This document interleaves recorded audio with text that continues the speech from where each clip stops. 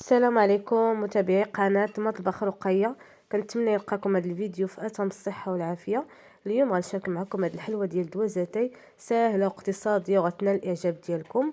كنتمنى تجربوها، ولا كان عجبكم الفيديو ما تنسونيش من لايك وبارطاجيو الفيديو مع الاهل والاصدقاء باش ان شاء الله تعم الفائدة. دابا ندوزو المقادير والمراحل ديال التحضير.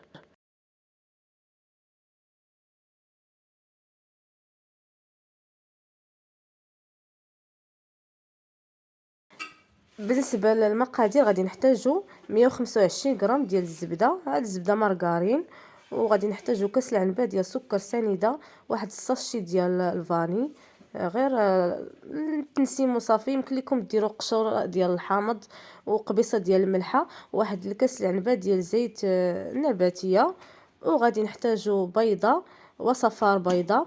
بالنسبه للبيض غادي نحتفظوا به للتزيين. كنجمعوا كلشي كما شفتوا على هذا الشكل، يعني كامل المقادير كنضيفهم دقه واحده، ومن بعد غادي نخلط الزبده مع سنيده مع الزيت، يعني حتى كنحصلوا على واحد الخليط اللي كيكون كريمي. بالنسبه للمقادير يمكن لكم تضاعفوهم على حسب هذه الكميه اللي عطيتكم، تضاعفوا المقادير. وبالنسبه لهاد المقادير اللي عطيتكم راه تبارك الله راه كيخرجوا، يعني كيخرجوا كميه لا باس بها. صافي كما قلت لكم كنجمعوا هاد المقادير مع بعضها حتى كنحصلوا على قوام اللي كيكون كريمي، ومن بعد غادي ندوزو باش نضيفوا المقادير الاخرى. بعد ما تخلط لي الخليط غادي نضيفوا هاد الفواكه هذه اللي كتكون معسله. انا درت غير واحد البواطه تقريبا الثمن ديالها 8 دراهم، ودرت واحد المعلقه ديال النشا، يعني دقيق الذره.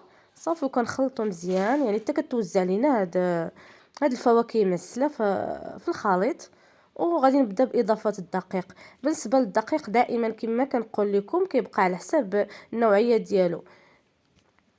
كنبقى نضيف في الدقيق شويه بشويه، وغادي نضيف واحد الخماره اللي الوزن ديالها 8 غرام، وغادي نضيف الدقيق. ودائما هاد الحلوه ديال الدوازاتي ما خصهاش تكون قاصحه، يعني تكون شويه رخوه هكا باش ما تجيكمش قاصحه، تجيكم الحلوه هشيشه ملي طيبوها. صافي غنبقى نضيف في الدقيق، وفي الاخير غادي نوريكم القوام ديال الخليط ديالي اولا ديال العجينه ديالي. من بعد ما تخلط ليا الخليط هذا هو القوام ديالو. كما قلت لكم راه العجينه ما كتكونش قاصحه، يعني كتكون هكا شاده في راسها ولكن ما كتكونش قاصحه على هذا الشكل. صافي غادي ندوزو للتزيين. بالنسبه للتزيين هذا رقائق الكاوكاو، يمكن لكم ديروا رقائق اللوز، يعني كلشي متوفر على حسب الاستطاعه ديالكم. وغادي نجيب داك بياض البيض اللي سبق لي وحطفت به، غادي ندير ليه شويه ديال الخل هكا باش تحيد ليا داك الريحه ديال البيض. راه المقطع ما تصورش ليا، يعني تحذف. صافي كنحاولوا نديروا هكا كرات على حسب الاختيار ديالكم. انا هكا يعني درتهم متوسطين، ما كبار ما صغار. صافي كنغطسهم هكا في بياض البيض، وكنفندوهم مزيان في هاد رقائق الكاوكاو، وكنحطوهم في هكا في صفيحه اللي كتكون مدهونه من قبل، اولا مفرشه ليها ورق ديال الطبخ. كنبقى مستمره بنفس الطريقه حتى كنكمل العجين اللي عندي.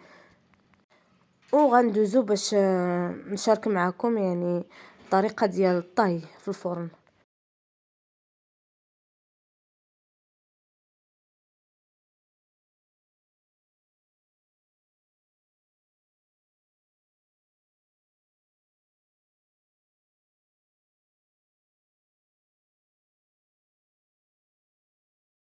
ملي ساليت كامل يعني اللاطه غادي نحاول ندخلها الفران. الفران سبق لي مسخناه على 180 درجه، كنشعلو من الفوق والتحت. صافي ما كنخدم لا فرفاره لا والو، وكندخلوهم هكا حتى كيطيبوا لينا وكنحسوا بهم تحمروا على هذا الشكل.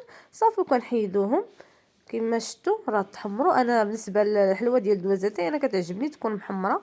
وهنا خديت شويه ديال الناباج سخنته هكا في واحد الكاسرول، كنحاول هكا يعني غير نلمع الحلوه ديالي من الفوق هكا باش تعطيني داك اللون، ولا داك يعني ديك اللمعه كتجي زوينه، وحتى في المذاق كتجي مزيانه.